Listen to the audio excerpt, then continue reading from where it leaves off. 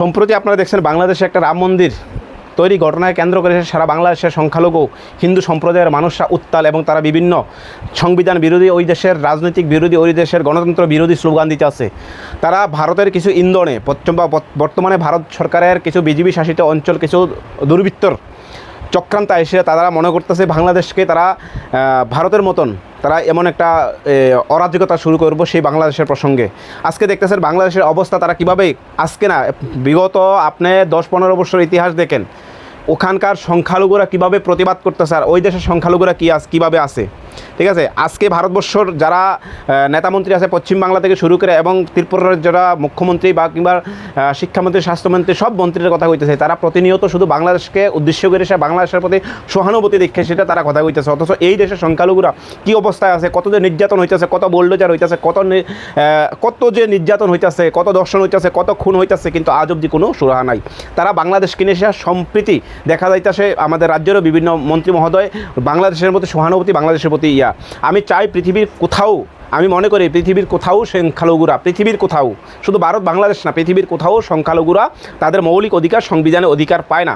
তবে আজকের এই প্রসঙ্গ হচ্ছে বাংলাদেশের মানুষ কীভাবে তাদের যে অধিকার, তাদের যে প্রতিবাদ কীভাবে তারা জড়াই তুলতেছে, কী কারণে তারা পারতেছে। আজকে বাংলাদেশের মাটিতে দাঁড়ায় সেটা বাংলাদেশের সংখ্যালঘু হিন্দুরা আলাদা রাষ্ট্রের জন্য ডিমান্ড করতেছে, আলাদা প্রদেশ করার জন্য ডিমান্ড করতেছে। তারা ওই দেশে দাঁড়ায় সেরা, অথচ সেরা সেই দেশে কত পার্সেন্টেজ জানে না। আমি রেশিওটা একটু বুঝাই দিতেছি। আজকের এই ভিডিওটা সমস্ত মানুষের জন্য, বিশেষ করে মুসলমান সম্প্রদায় যারা আছেন তাদের উদ্দেশ্যে। ঠিক আছে, আপনারা রেশিওটা দেখেন কী কারণে এই যে আমাদের মধ্যে বৈষম্যতা, আমাদের মধ্যে যে মানে একাকিত্ব নয়, আমাদের মধ্যে যে হিংসা বিদ্বেষ কীভাবে ছড়াইতেছে, কারণটা আমি একদম বিশ্লেষণ করে দেখাইতেছি। দেখেন, বাংলাদেশের হিন্দু হয়েছে এখন আছে 1,31,31 লক্ষ। বাংলাদেশের হিন্দু জনসংখ্যা মানে বাংলাদেশের মাইনরিটি আছে 1,31 লাখ, মানে ওই দেশের জনসংখ্যার অনুপাতে 7.95%। ওই দেশের বাংলাদেশের হিন্দুর এর মানে পার্সেন্টেজ দেখেন 7.95% জনসংখ্যা তারা বসবাস করে বাংলাদেশে, হিন্দু সম্প্রদায় ওই দেশের সংখ্যালঘুরা। আর সেম ঘটনা দেখেন ভারতবর্ষে বসবাস করে প্রায় 15 to 20 মানে অ্যারাউন্ড 20%। একটা জিনিস মনে করেন, বাংলাদেশে বসবাস করে 1,31 লক্ষ মানুষ, আর ভারতবর্ষের জনসংখ্যার অনুপাতে ভারতবর্ষের মুসলমান বসবাস করে 15 থেকে 19% মানুষ। এটা হচ্ছে রেশিও আদমশুমারির মাধ্যমে।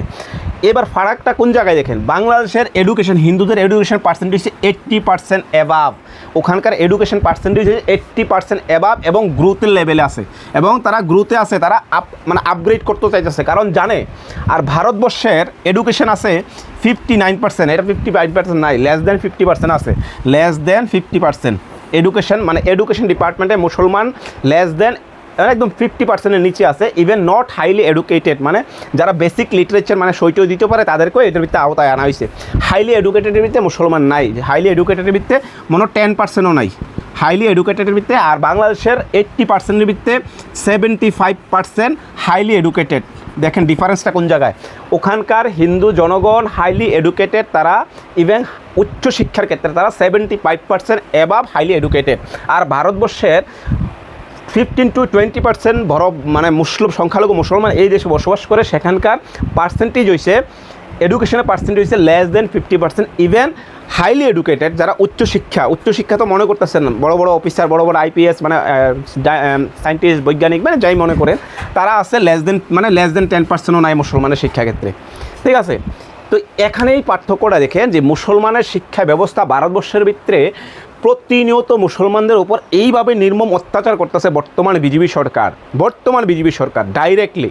তৎকালীন সময়ে যখন ভারতবর্ষ 1947 সালে স্বাধীন হয়েছে, অনেকেই মনে করে যে এই ভারতবর্ষ নাকি বাই চোজ মানে মুসলমানদের জন্য পাকিস্তান করা হয়েছে, পূর্ব পাকিস্তান করা হয়েছে, হিন্দুদের জন্য ভারতবর্ষ হিন্দুস্তান করা হয়েছে। অ্যাকচুয়ালি না, এই ভারতবর্ষের মাটির জন্য ইংরেজদের লড়াই করার জন্য লাখো লাখো মুসলমান কিন্তু শহীদ হয়েছে।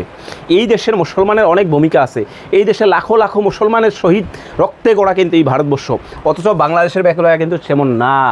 বাংলাদেশের যেখানে তারা নিজের দেশের জন্য বাসার জন্য স্বাধীন করছে, বাসার জন্য লড়াই করছে, পাকিস্তান, পূর্ব পাকিস্তান, পশ্চিম পাকিস্তান, বর্তমান যেটা পাকিস্তান আছে আর বাংলাদেশ আছে, পূর্ব আর পশ্চিম পাকিস্তান, তারা বাসার জন্য লড়াই করছে কিন্তু। আর সেখানকার হিন্দুরা অধিকাংশই মাইগ্রেট করে সেটা ইলিগেল আসি বা ইলিগেলি অবৈধভাবে ভারতে ঘুষে।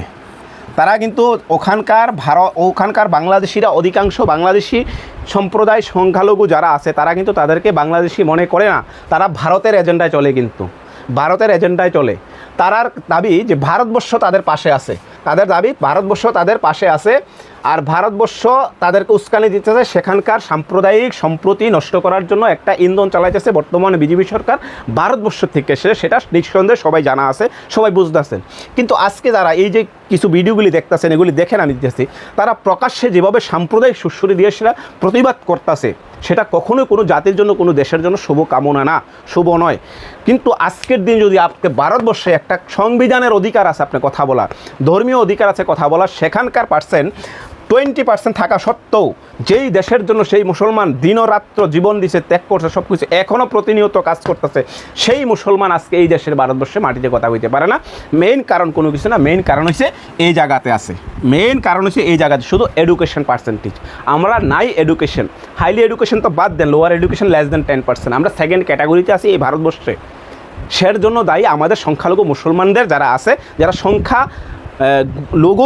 সংখ্যালঘুর যারা গুরু মনে করেন, যারা ধর্মীয় আস্থানা দিয়ে সেটা ইসলামকে দাবানোর চেষ্টা করে, তারাই এর জন্য রেসপন্সিবল। আপনি মনে করেন যে বিজেপি 10 বছরে কি সেটা করা সম্ভব? অবশ্যই না। বিগত 70 থেকে 80 বছর হচ্ছে এই দেশ স্বাধীন হয়েছে, স্বাধীন হওয়ার পর থেকে মুসলমানের জন্য কেউ কোনো কাজ করছে না, না মুসলমানের জাতি কাজ করছে, না মুসলমানের হিতে কেউ কাজ করছে। আজকে দেখেন সারা ভারতবর্ষে মুসলমানদের কোনো কথা কইলে আপনি আজকে বাংলাদেশের মাটিতে দাঁড়ায় যেভাবে তারা প্রকাশ্যে যেভাবে কথা কইতেছে, দেশ বিরোধী স্লোগান দিতেছে, আলাদা রাজ্য গঠন করার স্লোগান দিতেছে, যেটা মানে আজকে যদি ভারতবর্ষে এত অত্যাচার হয়, আপনি এই অত্যাচারের বিরুদ্ধে আপনি দাঁড়ায় কথা কন, আপনি প্রতিবাদ করেন। আজকে কী করবো, আপনি পাকিস্তানি, আপনি বাংলাদেশি, আপনি জেহাদি, আপনি দেশ বঙ্গনের চেষ্টা করেন, আপনি দেশীয় বিভিন্ন আইন দেশে আপনার জেলের ভিতরে ঢুকাই দিব। এই হচ্ছে বর্তমান ভারতবর্ষ। তাহলে এখানে কোনো কিছুই বিষয় না, এখানে না বিজেপি দায়ী, না কেউই দায়ী। আমাদের দায়ী একমাত্র আমাদের এই জায়গাতে দায়ী, পার্সেন্টেজে এই জায়গাতে দায়ী আমরা 10%। তারা হাইলি এখনও হাই আছে, তারা জানে যে একমাত্র যদি এই মডার্ন জমানায়, বর্তমান আধুনিক প্রযুক্তিগত কাজে যদি কোনো প্রতিবাদ করতে লাগে, প্রটেস্ট করতে লাগে, লাঠি হাতুড়ে বন্দুকের প্রটেস্ট এখন নাই, এখন ক্ষমতার প্রটেস্ট এখন নাই, এখন প্রটেস্ট করতে লাগে, প্রতিবাদ করতে লাগে শিক্ষার দ্বারা। এডুকেশন হচ্ছে এমন একটা শক্তিশালী হাতিয়ার যেটা ছাড়া তারা বিশ্বকে তারা ডরাইতে পারে। তারা এটা বুঝছে, বাংলাদেশের হিন্দুরা সেটা বুঝে। আর আজকে তারা প্রকাশ্যে একদম কোনো একটা অন্যায়, ছোটোখাটো একটা অন্যায় নিয়ে এসে তারা প্রকাশ্যে প্রতিবাদ করে। এইবার প্রশ্ন হচ্ছে, বাংলাদেশ যদি মনে করে যে তাদের ভারতের ইন্ধনে তারা বাংলাদেশের সম্প্রতি নষ্ট করতে কিছু অশুভ শক্তি প্রতিনিয়ত কাজ করতেছে, যারা মনে করতেছেন যে বাংলাদেশ যারা আছেন তারা সুখে আছেন, আমি মনে করি আজকের তুলনায় এই ভারতবর্ষের হিন্দুদের অবস্থা যে আছে, যারা প্রকৃত হিন্দু আছে তাদের অবস্থা আরও ভয়াবহ এই ভারতবর্ষের অবস্থায়। যার ইন্ধনে আপনারা বাংলাদেশে এই স্বৈরাচারী মানে একটা অশৃঙ্খল পরিবেশ তৈরি করার চেষ্টা করতেছেন, তাদের উদ্দেশ্যে কইতেছি। যদি মনে করেন ভারতবর্ষের ম্যাপ যদি এমন হয়ে থাকে, এখানে বাংলাদেশটা আছে, এখানে আমাদের ত্রিপুরা আছে, এখানে পশ্চিমবাংলা আছে, ঠিক আছে? এইবার হচ্ছে এটা ভারতবর্ষ, বাংলাদেশ এখানে আছে। তাইলে যদি বাংলাদেশ মনে করেন যে আপনারা আন্তরাষ্ট্রিক বা যে কোনোভাবে বিষয় নিয়ে সারা জাতিমঞ্চ বিভিন্ন সংস্থা নিয়ে এসে আপনারা আলাদা দ্বীপ ঘটনা করেন, আপনারা মুসলমানকে ইন্ধন করার চেষ্টা করেন ধর্মের আধারে যদি মনে করেন, তাহলে এটাও বলবেন না বাংলাদেশে যে আপনাদের কইতাছি যে এর পাশে যে রাষ্ট্রগুলি আছে, এই যে পাশে রাষ্ট্রগুলি আছে, এই রাষ্ট্রগুলি দিয়ে একটু খেয়াল রাখবেন। এখানে তারাও তুলসী পাতা বইতো না, তারাও এখানে আঙ্গুল চুষিয়া বইতো না, ঠিক আছে? কারণ অন্যায় যে জায়গাতে হয় প্রতিবাদ সবাই করার জায়গায়।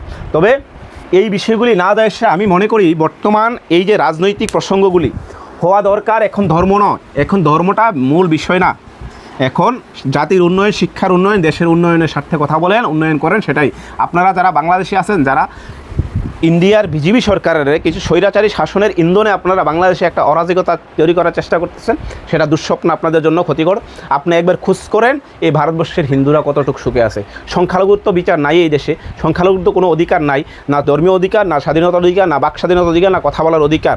হাজার মসজিদ শহীদ করতেছে, হাজার মুসলমানের ঘরবাড়ি বোল্ডোজার দিয়ে ধ্বংস করতেছে, নিষ্পাপ মুসলমানকে নিরহভাবে দিনের প্রকাশ্যে খুন করতেছে, সেটাই স্বাভাবিক।